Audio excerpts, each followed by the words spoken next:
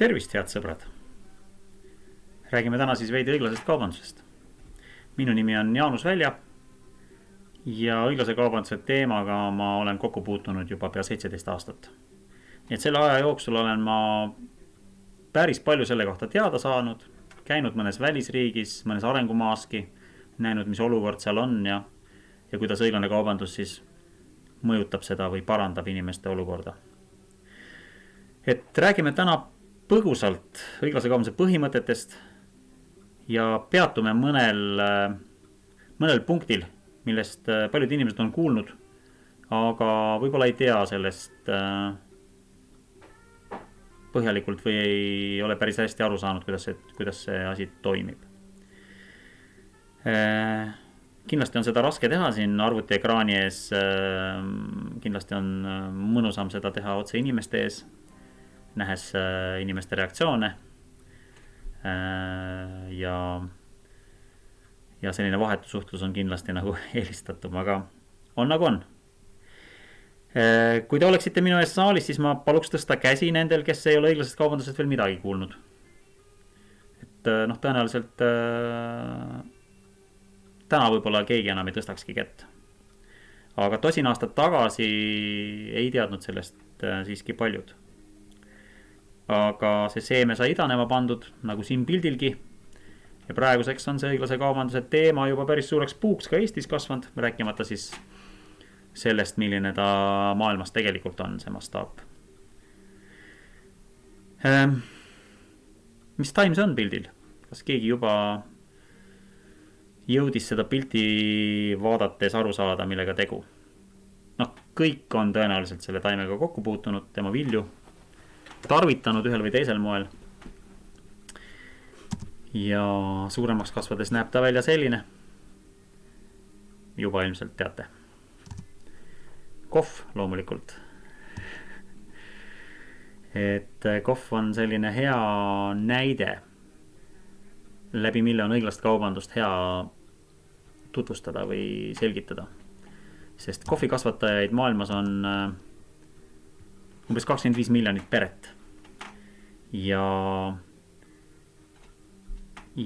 kohvi kasvatamisega asi ei piirdu. Need samad pered või siis nende ühistud või mingid kohalikud teenusepakkujad teevad kohviga päris palju operatsioone enne, kui see jõuab üldse meie kohvitassi. Seda puhastatakse, neid seemneid viljalihast ja kestadest. Siis neid fermenteeritakse teatud juhul. On erinevaid meetodeid, aga kohvist saab tegelikult tunde rääkida üldse, et millised kohvid on, kuidas neid töödeldakse, kuidas nad maitsevad, mis nende erinevus on ja nii edasi. Aga me täna sellel pikemalt ei peatu, võib-olla teine kord. Lõpuks seal, kus kohv kasvatatakse, ta kuivatatakse ja sellisel kuivatatud kohvi kujul liigubki ta sealt maalt ära. Kohvi kasvatajad ise ka sageli joovad kohvi, teevad seda omal moel, nii kuidas nad oskavad. Aga selline kohvikultuur ja kohvi nagu selline tarbimiskultus võib öelda, on ikkagi arenenud rohkem arenenud riikides. Seal toimub siis ka kohvide röstimine sealse turu jaoks. Selleks on ettevõtted, kes sellega tegelevad, töötavad välja erinevaid segusid, erinevaid röstiastmeid ja nii edasi. Ja kokkuvõttes see kohvi lõpptoode on väga kallis võrreldes selle hinnaga, mida saavad kohvikasvatajad. Et kui te olete mõelnud, et mis võiks kohvi oma hind või selle kohvi koguse hind selle kohvitassi sees olla, mis te kohvikust ostate, siis see on kuskil alates 7-10 sendist odavamate kohvide puhul ja gourmet kohvide puhul siis seal kuskil 20 senti või veidi peale, mis on ikkagi väga väike osa sellest kogu kohvijoogist. aga see ei tähenda, et seda hinda saavad need kohvikasvatajad. Nemad saavad sellest veel tunduvalt ja tunduvalt väiksema osa. Et kohviröstijad ja nende kohvide ettevalmistajad on need, kes kogu seda turgu tegelikult nagu suunavad ja juhivad, töötavad välja ka meetodeid, kuidas kohvi valmistada. Ja no iga ettevõtja püüab ju teenida kasumit. Ja kasumi teenimiseks on väga erinevad võimalused või erinevad lähenemised. Et kui ettevõttel ei ole sellist vastutustundlikku, eetilist lähenemist oma ärile, siis ta üritab seda toorainet võimalikult odavalt kuskilt osta. Ja keegi, kes tema jaoks seda hangib, üritab omakorda seda veel odavamalt osta. Ja nii tekibki olukord, et need miljonid pered, kes kohvi kasvatavad maailmas, saavad väga madalaid hinnapakkumisi oma kauba eest. Et no hinnad on nii madalad, et need ei kata tootmiskulusidki. Ehk siis need kogukonnad jäävad aina vaesemaks, kes meile sellist kellegi jaoks igapäevast, kellegi jaoks luksuslikku joogi toorainet kasvatavad. Nemad on tegelikult ühed vaesemad inimesed maailmas. Et selles siis need, kellel selline hooliv või eetiline närv sellele reageeris, leidsidki, et olukorda oleks vaja muuta õiglasemaks nende suhtes. Et see selline hinnasurve ettevõtjate kasumi suurendamiseks just nendele ei langeks, nagu see praeguses olukorras on. Et maailmas oli selline lugu ka, et kuni 89. aastani oli kohvikasvatajate riikide vahel kokkulepe siis toorkohvi müügihinna osas. Aga sellest aastast enam ei õnnestunud sellist kokkulepet sõlmida ja kohv muutus börsikaubaks. Mina piltlikult ütlen, et kohv on börsil võrreldav nagu selliste toodetega nagu nafta ja kivisüsi ja turvas võib-olla ja selline puisteaine. Ja sellega seal kaubeldaksegi. Täna on hind üks, homme teine ja nii need kohvid seal siis müüdud ja ostetud saavad. Tulemus on aga see, et börsil hind kõigub ja pärast selle kokkuleppe nurjumist kohvi hind langes tunduvalt. Ja nagu siin graafikulgi näete, siis siin on 20 aastane rida, kus siis see roheline joon näitab siis seda kohvi hinna kõikumist. Ja kollane joon, just see horisontaalne joon, näitab siis seda kohvi kasvatamise nagu reaalset maksumust. Ja seda kollast graafikut siis iseloomustab või see kollane graafik iseloomustab siis õiglase kaubanduse süsteemis makstavat kohvi hinda kohvi kasvatajatele. Aga need, kes ei ole selle süsteemiga liitunud, need said siis tunduvalt odavamat hinda ja põhimõtteliselt siis 20 aasta jooksul, ja ka tänaseni jätkub see tendents, saavad nad ostuhinnast vähem. Tänapäeval on muid probleeme veel lisandunud, kliimamuutused, kohv on kahjustatud erinevate haiguste ja kahjuritega selle tõttu, et kliima on muutunud, temperatuur on läinud kõrgemaks nendes kohtades, kus kohvi kasvatatakse. Küll troopilistel aladel, aga mägistes kohtades, et seal on ka kliima muutunud ja kohvi ohustab tegelikult väga palju haigusi ja isegi on selliseid hoiatusi, et kui kliimamuutused veelgi süvenevad, siis kohvi võib ähvardada täitsa suures osas häving, et kohvi puudus võib tekkida aja jooksul. Aga õiglane kaubandus siis ühe punktina, millest me täna räägime, maksabki siis nendele arengumaade ettevõtjatele nii-öelda õiglast hinda, mis kataks nende tootmiskulud vähemalt ja annaks veel täiendavaid võimalusi siis ettevõtluse jätkusuutlikuks majandamiseks ja siis kogu see õiglase kaubanduse äri sealt edasi siis areneb vastavalt nii, kuidas ettevõtjad seda teevad, kui palju on vahendajaid, mis toodetega on tegu, aga see õiglane hind tähendabki seda, et kohvitootjaga, kohvikasvatajaga koos ettevõtja, kes kohvi töötleb ja organisatsioon, kes seda korraldab õiglast kaubandust, lepivad kokku selle hinna, mis nende jaoks on siis see, mis oleks nende jaoks õiglane. Tavakohvi kasvatamise maailmas on selline võrdlus täitsa asjakohane, et tavakohvi kasvataja teenib aastas vähem kui arenenud riikides keskmine kohvijooja aastas kohvile kulutab. Nii et siit saate mõelda edasi. See hinnateema läbib õiglast kaubandust nagu ükskõik mis toodetega. Siin ma näiteks tõin ühe šokolaaditahvli, kus te näete ka jaotust. See 3% šokolaaditahvlist on siis nii-öelda selle kakaokasvataja osa.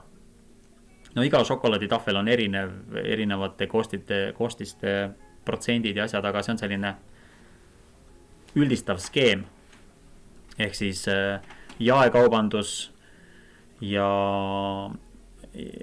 hulgikaubandus kasutavad sellest ära peaaegu pool. Tootmiskulud on umbes 1/5, ehk siis sinna juurde tulevad kõik need töötlemised ja lisandid. Ja siis see hinnasurve jällegi langeb kakaokasvatajale. Et kõik üritavad olla oma kaubaga poes, meie jaoks poodides konkurentsivõimelised. Püüda konkurentidest odavamat toodet pakkuda, kvaliteedis alla mitte anda. Ja siis see tooraine kasvataja pigistamine arengumaades ongi siuke tavaline praktika. Ja see saab võimalikuks tänu sellele, et neil ei ole infot, neil ei ole teadmisi, kuidas või kuhu oma toodet veel müüa, pole ka võimalusi seda teha paljudes kohtades enamasti polegi. Ja ka seadusandlus neid ei kaitse, kas seda siis ei ole või seda ei järgita, nii et inimesed on tegelikult nende vabaturu tingimustes toodete kokkuostjate ja suurettevõtete meelevallas. Et see on see, mida õiglane kaubandus põhiliselt nagu muuta tahabki. Mis need õiglase kaubanduse peamised punktid siis on? Need on 10 punkti. Ratsutame nendest kiiresti läbi.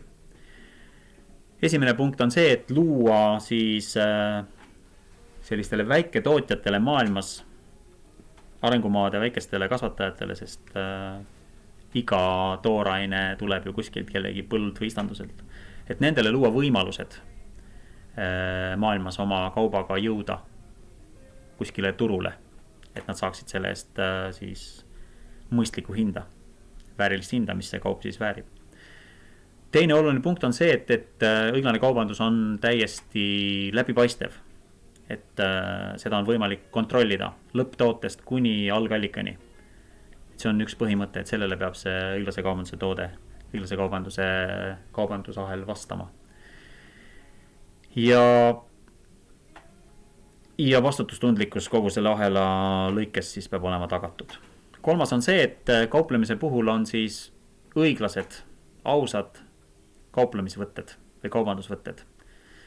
Et ei ole kellegi tüssamist, survestamist ja nii edasi. Õiglane hind, 4. punkt, millest just rääkisime. 5. punkt on see, et on keelatud lapstöö kasutamine ja muidu sunnitöö kasutamine. Et lapstööjõust me räägime täna veel natuke põgusamalt veidi hiljem. Nii et see on ka üks oluline teema. 6. on see, et ei ole lubatud diskrimineerimine. Ei sooline diskrimineerimine, rahvuslik diskrimineerimine, me teame sellest küll. Meie jaoks on need mittediskrimineerimise nõuded täiesti tavalised. Ega kui neid tingimusi või põhimõtteidki siin vaadata, siis tegelikult need ongi tegelikult samad tingimused, millega meil arenenud riikides töö- ja kaubandussuhted käivad või käima peaksid. Järgmine punkt ongi ohutud ja tervist mitte kahjustavad töötingimused. Siis võimekuse kasvatamine nendel õiglase kaubanduse organisatsioonidel, et nad saaksid iseseisvalt toimetada, iseseisvalt turule endale võimalusi välja võidelda. 9. punktiks on see, et õiglast kaubandust promotakse. Samamoodi, et kui inimesed ei tea, mis see on, ei saa aru sellest, mis see on, siis nad ei oska sellest ka hoolida. Vajalik punkt. Ja 10. punkt on see, et keskkonnakaitse ja keskkonnasäästlik tootmine on õiglase kaubanduse puhul ka nõutud. Et väga palju promotakse siin mahetootmist. Paljud õiglase kaubanduse ettevõtjad on mahetootmisele üle läinud. Ja muidugi kõige elementaarsem keskkonnapunktide juures on see, et ei tohi kasutada kemikaale, mida näiteks Euroopa Liidus on juba keelatud kasutada.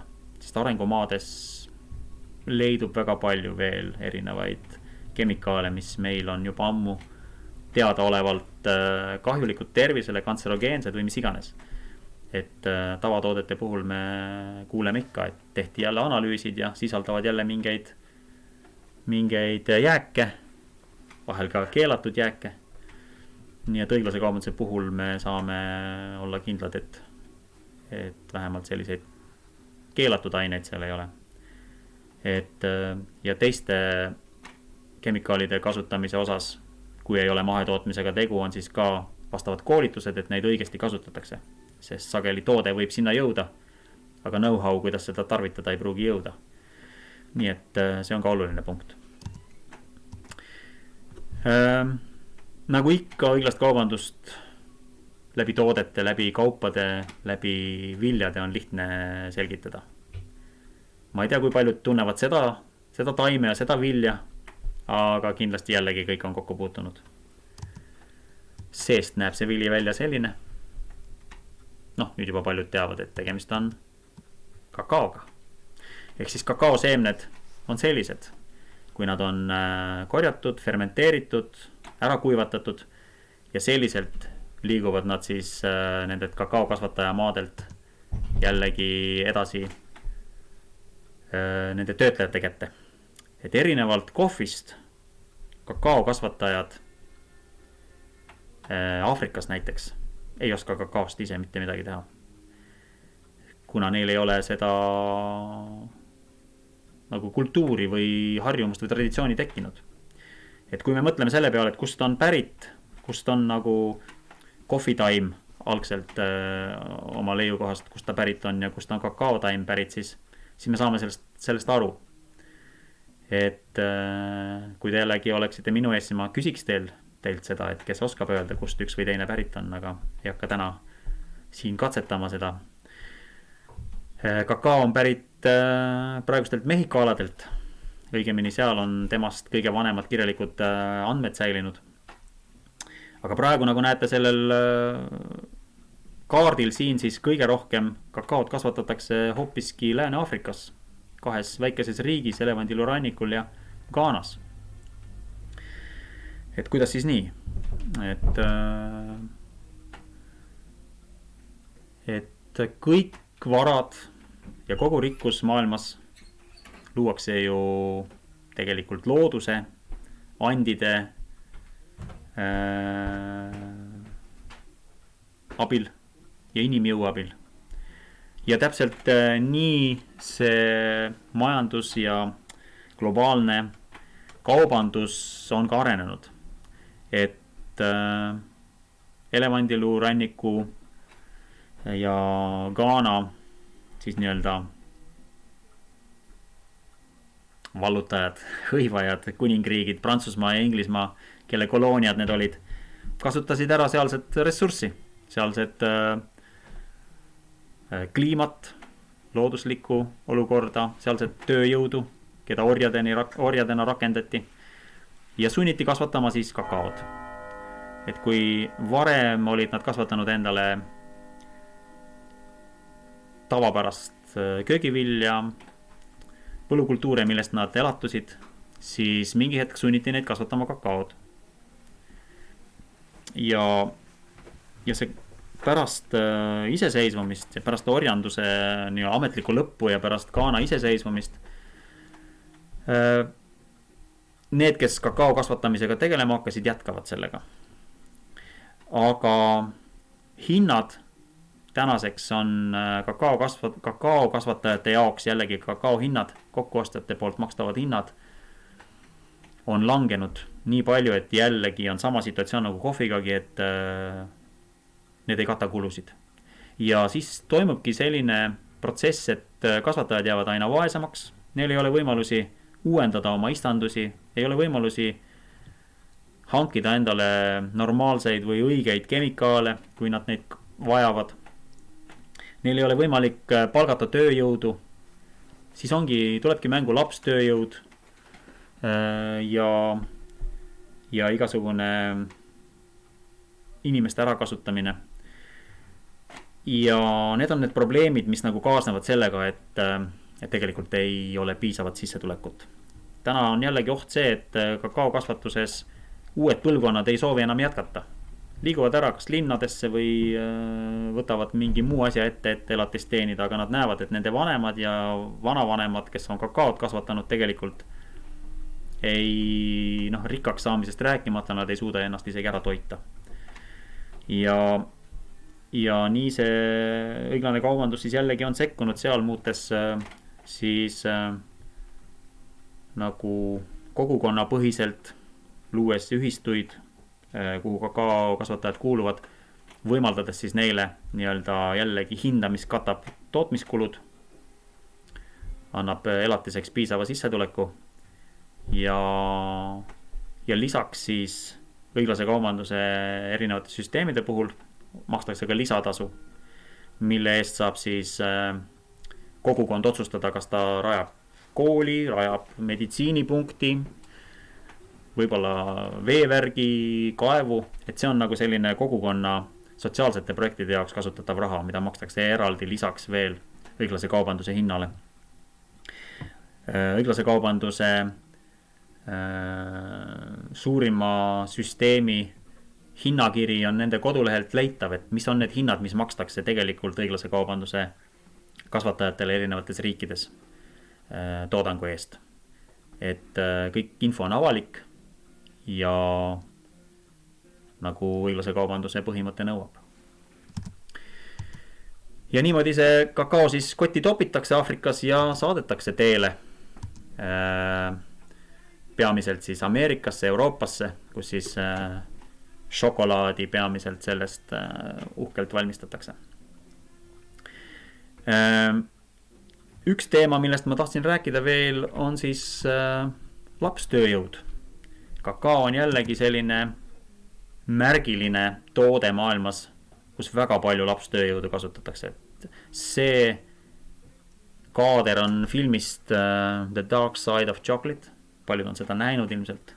Või kui ei ole, siis võite veel vaadata. See on nüüd küll natuke võib-olla aegunud oma aktuaalsuses või siis infos, mis seal on, aga olukord paraku ei ole palju muutunud.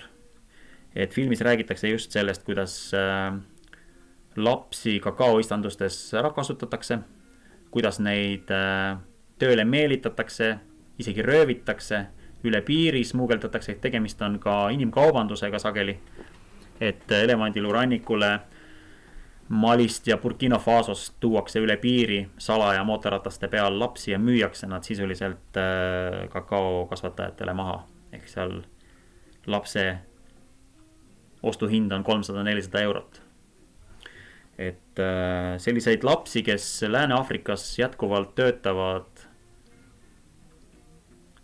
kakaoistandustes on circa 2 miljonit. Ja see ei ole ainus koht, kus lapstööjõudu kasutatakse. Et sellel teemal võiks natukene pikemalt peatuda. Ma uurisin siin hiljuti, et mis uudiseid lapstööjõu teemal maailmas on. ja sattusin Human Rights Watchi ühele aruandele, mis oli siis keskendunud sellele, et toodi välja erinevad tooted meie tavapärases tarbimises igapäevaselt, mis võivad sisaldada siis lapstööjõudu või siis erinevaid teisi sunnitöövorme. Ja nad tõid välja 148 toodet 76 riigis, et mis sisaldasid erinevaid lapstöö ja sunnitöö kasutamise nii-öelda tausta. Et pooled nendest toodetest olid siis põllumajandustooted, 42 toodet 148-st puudutasid siis tootmist. Need on siis rõivatööstus, telliskivide tööstus ja paljud muud. Ja 31 toodet olid siis nii-öelda kaevandusega seotud asjad. Et siin pildil on näiteks üks pere, kes on kohvikus laua taga. Ja siin näete üleval viiteid siis mõnedele näidetele, mis meie tavapärases elus võivad sisaldada lapstööjõu komponente. Kohvi ja suhkur, isegi mobiiltelefonid, kuld, mis on proual käe peal, šokolaadikook, ilmselge rääkisime juba sellest, ja rõivad. Täiesti sellised igapäevased asjad. Ja nende igapäevaste asjade juures me ise võib-olla neid asju tarvitades ostes ei tule selle peale, et seal selline taust võib olla. Ja siin on umbes siis lahti toodud veel eraldi, et kui palju tooteid siis olid ühes või teises kategoorias kasutanud lapstööjõudu. Et näete siin toidukaupadest on suhkruroog või põllumajandussaadustest on suhkruroog, puuvill, kohv. Tööstuses on telliskivid, õmblus, rõivatööstus, tekstiilitööstus, jalavarjude valmistamine, vaibad ja kaevandustes siis kõige rohkem kuld, ülekaalukalt kuld. Ja mõned näited ka siin piltide näol. Me kenasti vaatasime kohvipuid seal alguses, et väga palju kohvi kasvatuses kasutatakse ära lapstööjõudu ja ka rõivatööstuses. Siin on näited Panamast ja Burmast. Aga siinkohal võib-olla mõni inimene arvab, et lapsed ju võiksidki ka nii-öelda töökasvatust saada ja vanaemal või perel kodus abis olla ja töötada. Et selliseid diskussioone on aastate jooksul hästi palju olnud erinevate inimestega. Aga tegelikult lapstööjõu määratlus on selgelt toodud ära ÜRO lapse õiguse konventsioonis ja see annab täpselt selge definitsiooni, et mis see lapstööjõud on. Et kui laps on kas või oma pere poolt sunnitud töötama niimoodi, et tal ei ole võimalik omandada kooliharidust, tal ei ole võimalik areneda lapsele kohaselt ja see töö on talle võib-olla üle jõu käiv, et siis ilmselgelt on tegemist lapstööjõu vormiga. Oma kodumajapidamises lapsed loomulikult võivad töötada, aga võivad teha endale jõukohaseid või eakohaseid töid, aga see ei tohi takistada nende koolis käimist. Et kui Eestis tuuakse paralleel, et ma ka suvel kõplasin vanaema juures või mis iganes, pesen kodus nõusid, siis keegi meie lastest ei jää selle pärast koolis käimata. Et need on väga erinevad nagu asjad.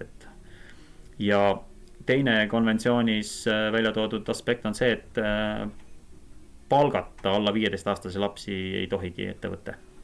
Et selleks on erinevad reeglid, meil on ka olemas, et lapsed võivad osalise tööajaga töötada, aga põhireegel on see, et maailmas alla 15-aastaste laste tööle rakendamine nii, et nad ei ole võimelised või neil ei ole võimalik või see takistab nendel kooliharidust omandada, siis siin on tegemist jällegi lapstööjõuga.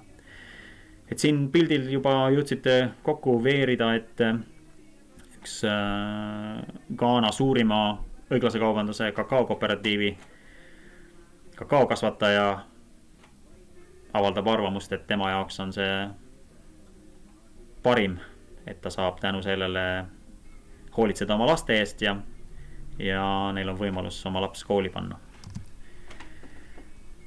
Ja see kooliharidus on arengumaades isegi üks olulisemaid asju, mida alati esmajärjekorras nagu tehakse, kui peamised nii-öelda füsioloogiliselt eluks vajalikud vajadused on rahuldatud, siis kooliharidus on see, mida üritatakse anda, sest et haridus võimaldab arendada ennast edasi, arendada ka sealsetes kogukondades, sest haritud inimene näeb maailma teisiti, saate isegi aru.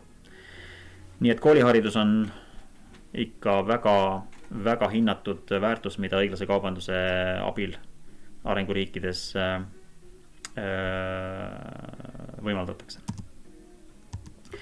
Vaatame siis praegu põgusalt üle, et mis need toodete kategooriad on, et mida õiglase kaubanduse puhul, millest üldse jutt on.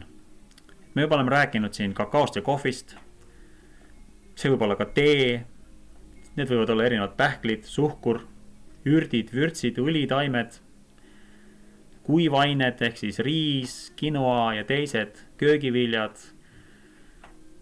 puuviljad, mesi, et suurem osa, nagu näete, on toidukaubad ja peamiselt ikkagi need toidukaubad, mida kasvatatakse arenguriikides soojematel aladel, mitte arenenud nii-öelda arenenud riikides, kes asuvad siis põhja pool.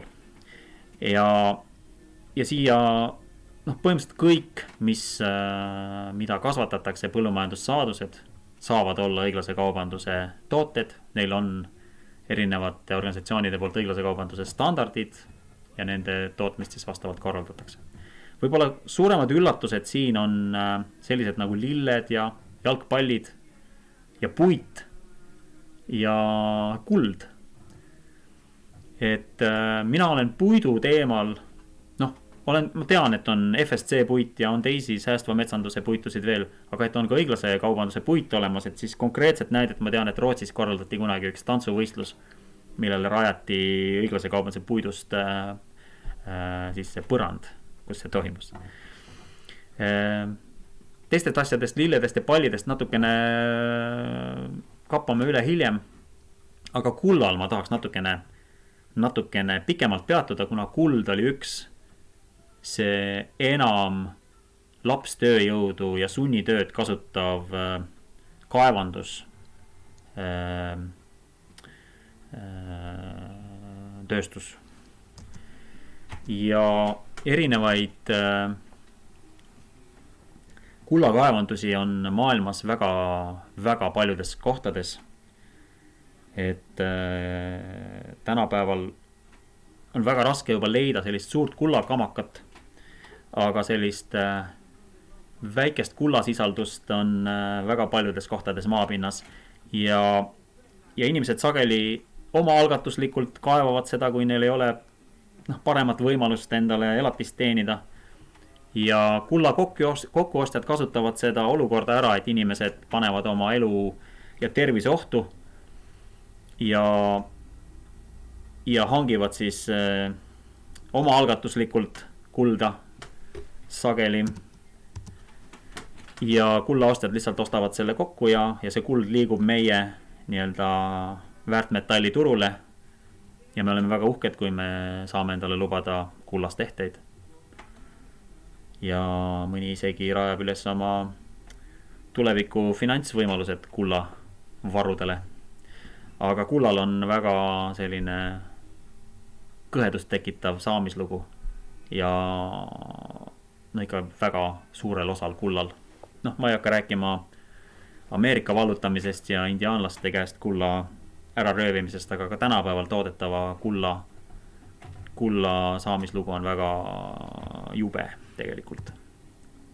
Ja väga palju kasutataksegi ka lapstööjõudu kullakaevandustes, sest arusaadavalt laste jaoks ei pea väga palju või liiga suuri auke kaevama, palju aherainet välja kaevama.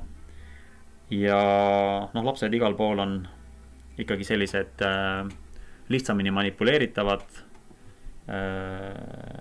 lihtsamini vaos hoitav töölisjõud. Et kui mõni jällegi vestlustes on hakanud tõrkuma, et no mis siis, et kui me nüüd keelame lapstööjõu ära, et mõnes riigis vanematel ei olegi tööd, et laps on ainus toitja. Et mis siis saab, kas ta siis peab hakkama prostituudiks või hakkama vargile või siis sellel on tegelikult laiem vaade sellel probleemil. Et sageli on mitmel pool see tööturg kujundatudki niimoodi, et tööd saavadki ainult lapsed. Ja siis jääbki mulje, et laps on pere ainus toitja, aga see ongi selliselt korraldatud, et oleks võimalikult vähe võimalik maksta neile, et tootmise pealt kokku hoida, suuremat kasumit teenida. Et nendega nad mässavad vähem ja nende nõudmised ei ole välja arenenud. Ühesõnaga, et õiglase kaubanduse puhul tegeldakse selle süsteemiga või selle probleemiga süsteemselt, et mitte lihtsalt ei keelata ära lapstöö, vaid luuakse võimalused sellised, et lastel oleks alternatiivina olemas kooliharidus, võimalused areneda siis nii-öelda lapsele omaselt, vanematele makstakse piisavat tasu, et nad saavad lapsele kooliharidust võimaldada, luuakse siis kogukonnas läbi õiglase kaubanduse tugiprogrammide ja lisatasu koolid ja kõik muu, et õiglane kaubandus läheneb nagu olukorra süsteemsele muutmisele, mitte lihtsalt korralduslike käskude ja keeldudega. Ja kullast võime ka pikemalt rääkida tema räpasest saamis- või tootmisprotsessist. Võib-olla mõni teab. Nii palju, kui ma olen inimeste rääkinud, siis paljud ei tea. Aga jällegi, kui olete huvilised, võite võtta ühendust ja saame sellel teemal rääkida. Aga on olemas õiglase kaubanduse kuld ka. Ehk siis on sertifitseeritud kuld, mis tähendab siis seda, et kaevandused on rajatud turvalised, seal on turvavarustus, palgatakse tööle täiskasvanud inimesi, neil on vastavad kaitsevahendid, abivahendid, limiteeritud tööaeg, ohutusnõuded on rakendatud, tervislikud või tervist mitte kahjustavad töötingimused, sotsiaalsed garantiid ja nii edasi. Ehk siis kõik see, mis on meie jaoks elementaarne meie ühiskonnas. Et meie jaoks elementaarsete tööõiguse reeglite kehtestamine arengumaades ei toimugi automaatselt ja väga vähesed omas riigis suudavad seda kehtestada, et õiglane kaubandus ongi see, kes selliseid võimalusi nagu pakub läbi oma süsteemi. Ja toodete nimistusse ei olnud seal tabelis kirjas elektroonikaseadmed, aga kuna elektroonika sisaldab erinevaid metalle ja mineraale, siis nendel on standardid olemas. Ja näiteks on selline õiglase kaubanduse telefon olemas nagu Fairphone, millel tuleb välja juba praegu 3. põlvkond ja praegune 3. põlvkond õiglase kaubanduse telefoni kasutabki õiglase kaubanduse sertifikaadiga kulda enda sees. Ja seal on siis teisi mineraale, et selle telefoni saamislugu on see, et Hollandis ühed entusiastid tahtsid luua siis nii-öelda konfliktivabade koostisosadega elektroonikaseadme ehk telefoni. Ja siis nad hankisid siis mineraale ja kulda sellistes kohtades, kus ei ole diskrimineeritud inimesi, neid tööle sunnitud. Noh, me teame ju, ma usun, et te ka teate, et näiteks Kongos on ju erinevad koobalti ja koltaani kaevandused relvastatud rühmituse all, kes siis seal sunnivad kohalikke inimesi, väga suures ulatuses ka lapsi, kaevandama siis mineraale, mida nad siis müüvad kokkuostjatele selleks, et rahastada oma relvastatud režiimi selles piirkonnas. Ehk siis tegelikult igasugune elektroonika sisaldab väga palju sellist inimeste kallal vägivalla nagu toetamist. Et see õiglase kaubanduse telefon on siis üks selline eetiline arendus elektroonika maailmas. Noh, ja tema selline disain ja ülesehitus on ka selline, et ta on võimalik remontida, mitte nagu mõni telefon, mis seda ei võimalda. Et kuidas see õiglane kaubandus maailmas siis jaotunud on või levinud, siis siit pildilt saame näha, et rohelised riigid on siis need, kus helerohelised riigid on need, kus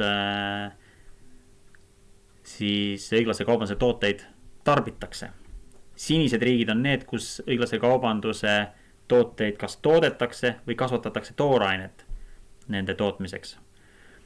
Ja tumerohelised riigid on siis need, see on selline uus viimase vähem kui 10 aasta tendents, et suurtes riikides arengu, vist ei olegi õige neid päris arengumaaks enam nimetada, et endistes arengumaades nagu Brasiilia, Lõuna-Aafrika Vabariik, Keenia, India on juba selline tekkinud keskklass linnadesse ja samal maal linnades, kauplustes võib osta juba õiglase kaubanduse tooteid, mida siis kas sama riigi nii-öelda põllumajanduspiirkondades kasvatatakse või toodetakse või siis kasvatatakse ja toodetakse seal toodangut, mis läheb ka teistesse riikidesse, et need on sellised mõlemad, nii tootjariigid kui tarbijariigid. Õiglase kaubanduse süsteeme on ka päris mitu, et õiglane kaubandus olemuselt ongi nagu selline liikumine, millel on oma ideoloogiline baas, omad põhimõtted, millele see vastab ja siis neid organisatsioone, kes siis seda korraldavad, on päris mitmeid. See kõige parempoolsem ülemine maailma õiglase kaubanduse organisatsioon on see, kes on töötanud välja need 10 põhikriteeriumit, millele õiglane kaubandus vastab. Teised organisatsioonid järgivad neid samu põhimõtteid. Näiteks see Fairtrade International on organisatsioon, mis on võib-olla maailmas kõige tuntum selle tõttu, et tema toodetel on õiglase kaubanduse märgis, me saame neid tavalistest poodidest osta. Et tema ongi keskendunud sellele, et tooteid oleks võimalik märgistada ja kogu seda märgistuse saamislugu dokumenteeritakse, see on kontrollitud. Ja kõik need osapooled, kes selle toote valmistamisel on seotud olnud selles tarneahelas, peavad olema sertifitseeritud selle organisatsiooni poolt. Nii et siis poes see märk seal peal omab vastavat sertifikaadi numbrit ja kinnitab siis seda, et see toode on valmistatud siis õiglase kaubanduse põhimõtetel, selle tooraine kasvataja on saanud õiglast tasu ja talle on rakendunud kõik need sotsiaalsed garantiid, hüved. Ta ei ole tohtinud kasutada lapstööjõudu ja on pidanud keskkonna säästlikult tootma. Et see on kõik siis läbi selle sertifitseerimissüsteemi nagu tagatud. See Fair for Life on sarnane süsteem, see on üks Šveitsi instituudi poolt välja antav sertifikaat. Fairware tegeleb rõivatööstuse õiglase kaubanduse põhimõtetega. Siin allnurgas on Ameerika õiglase kaubanduse märk ja siis on veel selline ka rahvusvaheline õiglase kaubanduse föderatsioon, kes ka teatud ettevõtete tegevust nii-öelda tunnustab. Ja see maailma õiglase kaubanduse organisatsioon erandkorras annab õiguse mõnele brändile kasutada nende märki oma toodete peal, aga ta tunnustab pigem nagu ettevõtteid kui selliseid, et see ettevõtte vastab õiglase kaubanduse põhimõtetele oma kogu tootmisahelas ja tarneahelas tooraine saamisel ka, et siin on erinevaid lähenemisi, aga põhimõtted on samad, kontrollimehhanismid on ka enam-vähem sarnased, lihtsalt teistmoodi korraldatud. Toodete ostukorvi, ma arvan, et Eestis me nii kirjut korvi kokku panna ei saa ühes poes, see on Soomes tehtud pilt, aga meie poodides on tänapäeval ikkagi ka tooteid võimalik leida, kõige rohkem muidugi ökopoodides, kus siis ökotooteid on poed müüki toonud ja mõned ökotooted omavad ka õiglase kaubanduse tausta. Aga on üksikud õiglase kaubandusele orienteeritud poed ka Eestis. Nii et see kaubavalik on päris kirju ja põgusalt liigume veel üle mõnede toodete näidetelt. Siin on teekasvatusega tegu. Tee kuulub ka samamoodi sellise suure lapstöö ja nende kasutajate hulka tavakaubanduses. Siin on tegemist ühe teise tuntud tooraine kasvatamisega. Muide, selle sama Malawi suhkruroühistu suhkrut müüakse Eestis Tansukkeri kaubamärgi all. Kogu pruun Tansukkeri suhkur on just sellest samast ühistust. Need samad inimesed on selle kasvatanud. See Malawi Kasintula suhkruühistu on saanud mitu puurkaevu õiglase kaubanduse lisatulude eest. Siin on üks pilt sellest kaevust. Nii et õiglane kaubandus loob nagu sellise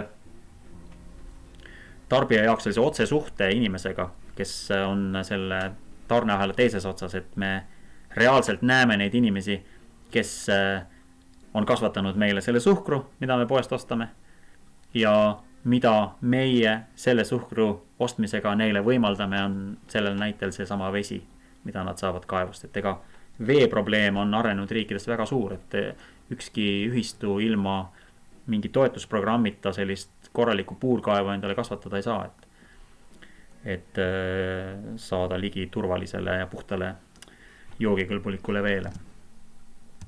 Siis erinevad köögiviljad, nagu ma rääkisin, et see banaanimaailm on omaette maailm jällegi, millest võib ka lõpmatuseni rääkida, aga banaanid on ka teema, mis tegelikult vajaks lahti rääkimist, et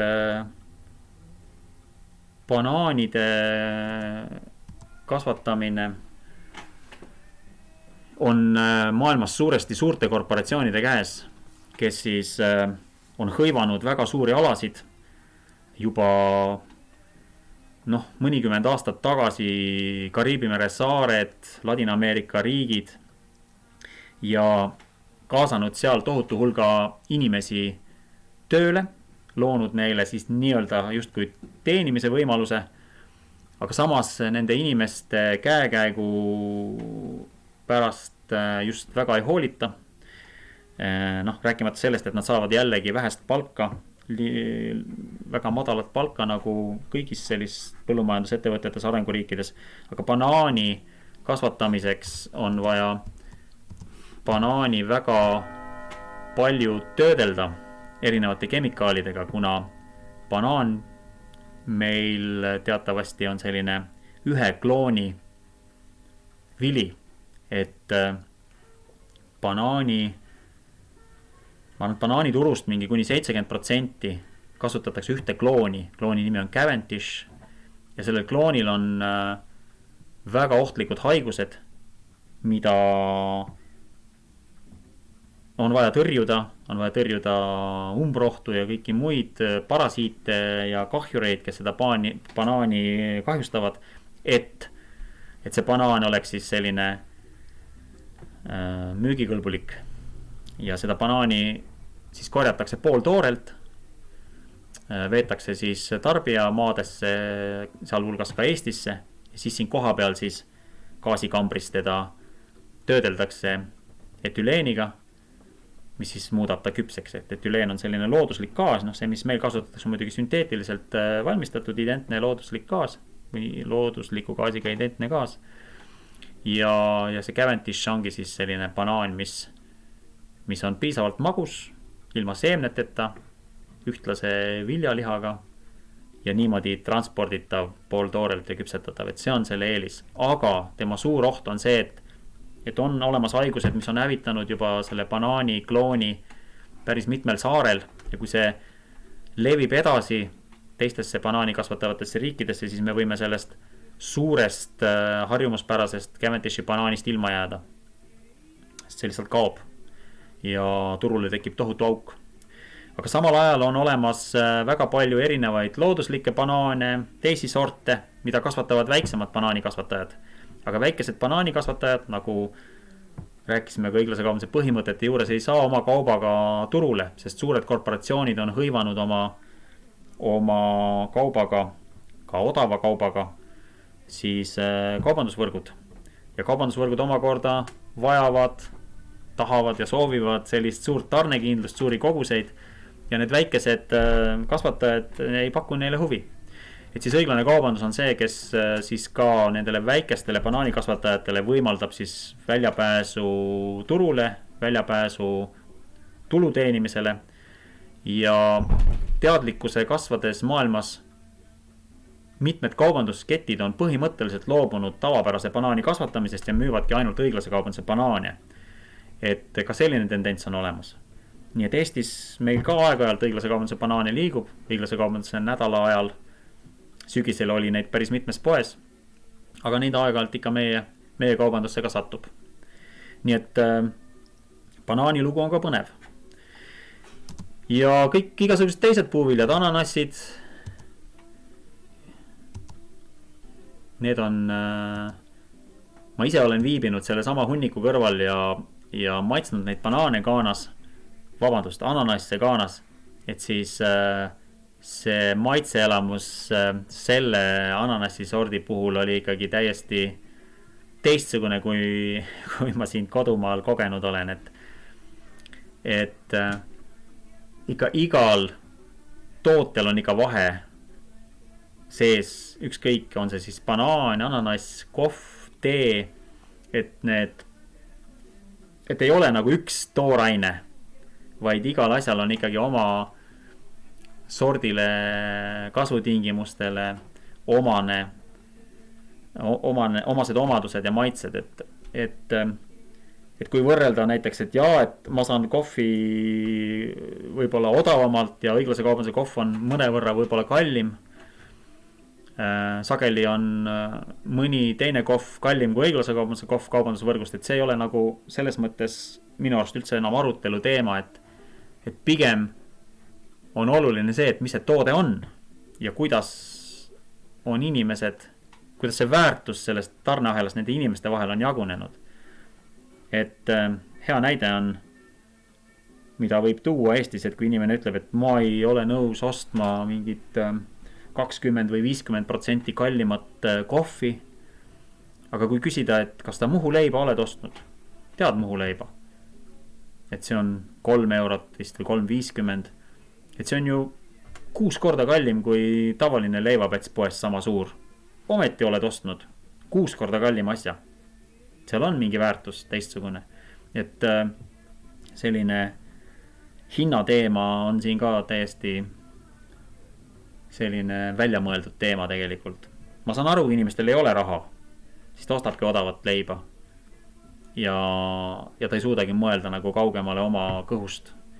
Aga kui meil on võime juba oma kõhust kaugemale mõelda, siis see on see koht, kuhu mõtted võiksid ulatuda. Nii et veel mõned pildid õiglase kaubanduse toodetest, et aru saada seda ulatust. Puuvill ka puuvillast. Mul endalgi on õiglase kaubanduse ja mahepuuvillast särk seljas. Siis mõnede õiglase kaubanduse toodete puhul on sertifitseeritud ainult tootmine. Nagu näiteks spordipallid, millest seal enne oli juttu. Et sportpalle maailmas toodetakse kõige rohkem, 80% spordipalle valmistatakse Pakistanis. Ja Pakistanis on terved asulad, kes tegelevadki ainult palli tootmisega. No see on tegelikult õmblustööga sarnane asi. Ja samamoodi on seal väga palju lapsi tööle võetud, keda on võimalik lihtsamalt käsutada kui täiskasvanud inimesi. Ja õiglase kaubanduse palli tootmine tähendab seda, et on ettevõte, kus on siis viidud töö, keskkond ja tasud vastavusse rahvusvahelise tööõigusega. Inimestel on sotsiaalsed garantiid, kõrgem tasu ja siis samas nendes kogukondades on loodud ka siis võimalus nendel lastel, nende perede või töötajate lastel koolis käia. Et jällegi selline süsteemne lähenemine ja see toimib. Ja noh, et kui 80% palle Pakistanis toodetakse, siis kõik nimekad brändid, mis teil iganes pähe tulevad või mida te teate või olete kohanud, siis need toodavad oma palle seal. Ja mõned teevad ka õiglase kaubanduse palle täiendavalt siis nendele tarbijatele, keda selline eetiline aspekt huvitab. Lilled. Et lilled on selline põnev teema, et kui inimestelt küsida, et kust lilled tulevad Eestisse, siis te kõik ühiselt vastate mulle tõenäoliselt selle ühe riigi, mis teil peast läbi käis, see on Holland.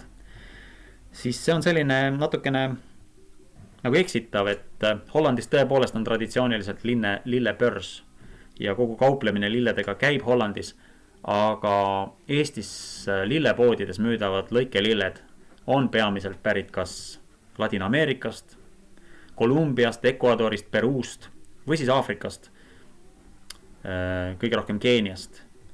Ja see on jällegi selline nii-öelda ressursi hõivamise projekt, et lillekasvatajad on liikunud sinna, kus on võimalik saada odavat ressurssi, odavat vett, odavat tööjõudu. Ja Keenias näiteks on selline järv nagu Naivasha järv, mille ümber on tekkinud selline demograafiline kriis tänu sellele, et seal on lillekasvatajaid palju. Sinna on koondunud väga palju inimesi lootuses saada tööd, aga tööd kõik ei saa. Ja siis seal ongi selline omamoodi slum ümber nende lillekasvatuste. Samas lilled kasutavad selle järve vett. Heitveed voolavad samasse järve. Järve veetase on langenud tohutult, kuna seal on ikka väga palju neid lillekasvatusi. Ja vee kvaliteet on langenud. Inimestel ei ole see enam nii-öelda turvaline tarvitada. Elustik on kadunud, kalad on kadunud. Et see on siuke kokku paras katastroof, see meie lõikelillede lembus siin, mida me ei teadvusta, et tegelikult mis selle taust on. Et õiglase kaubanduse lillekasvatused siis tagavad samamoodi oma töötajatele siis sotsiaalsed garantiid, tervishoiu, kaitsevahendid, kuna seal on tegemist kemikaalidega ja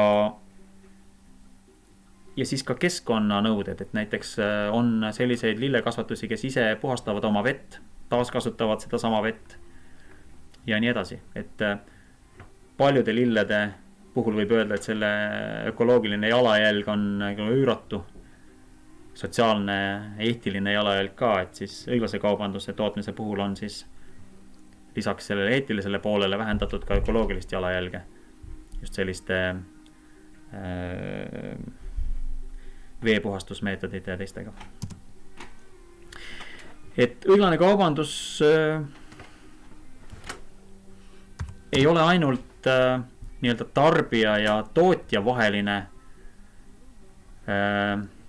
partnerlus, vaid siin on ka uusi mängijaid tulnud lavale. Et on tekkinud sellised nii-öelda õiglase kaubanduse sõbrad. Et maailmas on see liikumine väga levinud juba tegelikult, et on õiglase kaubanduse koolid olemas, on õiglase kaubanduse ülikoolid. Eestis oleme ka sellega algust teinud, see õiglase kaubanduse sõbramärk oli esimene, mis sai algatatud aastal 2014, et märkida ära need ettevõtjad, ennekõike kohvikud ja kauplused, kes pakuvad õiglase kaubanduse tooteid, sest muidu kohvikus näiteks me ei pruugigi märgata, et tegemist või see kohvik pakub õiglase kaubanduse kohvi näiteks. Et siis selline märk sai tookord algatatud. Nüüdseks on sellega liitunud juba mõned koolid, kes oma koolis siis õiglase kaubanduse teemat käsitlevad, korraldavad vastavaid üritusi, integreerivad seda oma õppekavasse ja nii edasi. Et õiglase kaubanduse sõbra tunnustusi on Eestis ka juba koolidele välja antud. Et mõned näited. Aga maailmas on selline liikumine nagu ka õiglase kaubanduse sõbrad õiglase kaubanduse linnad, kus siis linnavalitsus ja volikogu otsustavad, et nemad oma hangetes, mida nad maksumaksja raha eest teevad, hangivad ainult neid tooteid, millel õiglase kaubanduse standardite olemasolul, millel on olemas õiglase kaubanduse standard, et hangetel saaksid osaleda just sellised tootepakkujad ja kaubad, millel on välistatud see, et kasutatakse ära, kas siis kuritarvitatakse kellegi inimõigusi või kasutatakse lapstööjõudu, et nad on eetilistel kaalutlustel otsustanud välistada maksumaksja raha kasutamine igasuguse vägivalla ja kuritarvitamise rahastamiseks. Ja maailmas on neid linnu ligi 2000. Esimene linn, kes endale sellise aunimetuse võttis, oli Karstang Ühendkuningriigis, kes siis pärast seda, kui neil väga palju õiglase kaubanduse toetajaid linna oli tekkinud, said Oxfami vabatahtlikelt vihje, et aga kuulutage ennast õiglase kaubanduse linnaks. Ja mõne aja möödudes nad seda tegidki, et see oli esimene linn ja praegu, nagu ma ütlesin, on neid ligi 2000. See tähendab seda, et siis linnavalitsuse hoonetes kasutatakse õiglase kaubanduse tooteid, siis kohviteed, suhkrut, linna eelarvest rahastatavates koolides, päevakeskustes, raamatukogudes ja nii edasi. Ehk siis põhimõtted on hästi lihtsalt, et õiglase kaubanduse tooted oleksid maksumaksja raha eest hangitud. Ja tegelikult see õiglase kaubanduse linnade jaotus ühel kaardilõigul näeb välja selline. Nagu te näete, kui Eesti üles leidsite, siis Eestis on ka üks saareke õiglase kaubanduse omavalitsus ehk Hiiu vald, kes ka need tingimused täitis aastal 2014 ja kuulutasime ta ka õiglase kaubanduse linnaks, ehk siis see oli maailmas 25 riik, kelle omavalitsus õiglase kaubanduse linnaks sai. Aga pärast seda tulid siin suured haldusreformid ja muutused ja neil on küll arengukavades need õiglase kaubanduse tegevused ja meetmed kirjas, aga suurte liitmiste ja valla juhtkonna vahetusega ei ole nagu sellist järjepidevat tööd seal olnud. Et eks me loodame, et asjade normaliseerudes ja kriisi möödudes saame uuesti selle teema üles tõsta. Kõike seda toetab tegelikult ka Euroopa Liidu seadusandlus, et uus Euroopa Liidu direktiiv loob väga lihtsad raamid või võimalused riigihangete, eetiliste riigihangete korraldamiseks, et tegelikult iga omavalitsus või riigiasutus, kes korraldab hanke, võib hangete tingimuste sisse seada nõuded, et kas ta tahab konkreetset sertifikaati tänapäeval juba, sertifikaadiga toodet hankida või siis ise need tingimused lahti kirjutada, mida ta eeldab, et toodetel võiks olla, et oleksid siis nii-öelda keskkonna ja sotsiaalsed mõjud arvesse võetud. Nii et olge teadlikud, võite seda teemat ka oma ringis, oma kogukonnas, omavalitsuses, töökohas rääkida, nii et need võimalused on olemas. Siin need pildid on näited sellest, et täna maailma suurim õiglase kaubanduse linn London kehtestas nõudmised sel aastal, kui Londonis toimusid olümpiamängud aastal 2012, et kõik õiglase kaubanduse või kõik olümpiamängude ametlikus toitlustamises kasutatavad banaanid, teed, kohvid, šokolaad, veinid oleksid õiglase kaubanduse sertifikaadiga, et täiesti õiglase kaubanduse linnale kohane. Kõige suurem õiglase kaubanduse linn või õiglase kaubanduse omavalitsus maailmas on Wales, kus on kogu siis see osakuningriik kuulutatud õiglase kaubanduse omavalitsuseks. Ma tean, seal on mõned omavalitsused ja koolid isegi hankinud koolivormi õiglase kaubanduse puuvillast. Et selliseid puuvilla hankeid on teisigi palju, et on haiglates puuvilla õiglase kaubanduse puuvillaste voodipesu ja erinevaid selliseid vormiriideid tellitud õiglase kaubanduse tootjatelt. Nii et võimalusi õiglases kaubanduses osalemiseks maailmas on väga palju, ka Eestis on need olemas. Et soovin kõigile avatud meelt ja hoolimist. Ja siis ongi kõik hästi. Et mõeldes nendele, kellele nende sünnikoht ei paku võimalusi, mis meil on loodud, selliseid läbimõeldud inimlikke inimestele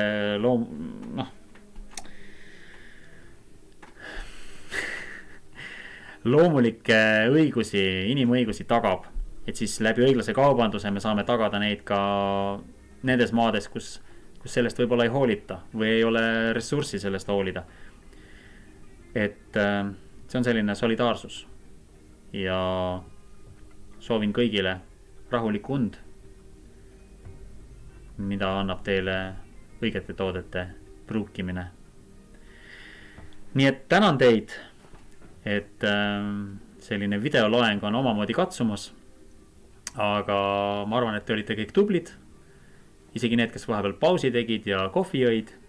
Igatahes ma loodan, et me kohtume edaspidigi veel ja loodan, et peagi me saame ka silmast silma kohtuda. Soovin teile kõike head.